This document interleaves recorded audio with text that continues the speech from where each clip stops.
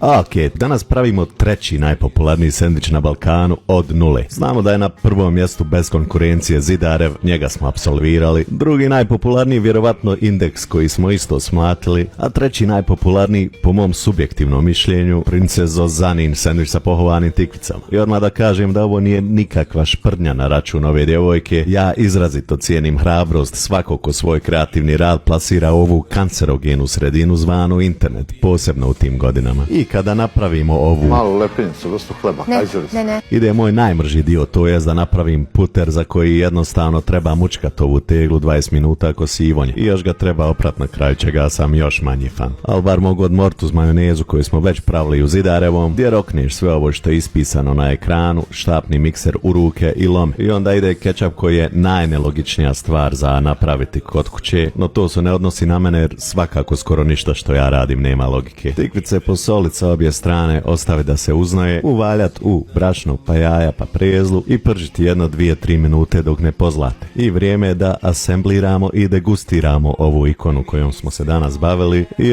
sendvič ko sendvič. Dobar za zapakovat za Kantića, za puta u Deutschland, manje više nebitan u ovoj priči. Ja bih radije da nazdravim ovoj djevojci danas veći majci koja je prošla torturu zbog svog klipa i koja danas vodi sretan život. I ako iz nekog razloga, nekog vrijeđanja po internetu čini sretnijim, nek slobodno radije dođe na moje klipove i nek se istrese. Mene boli.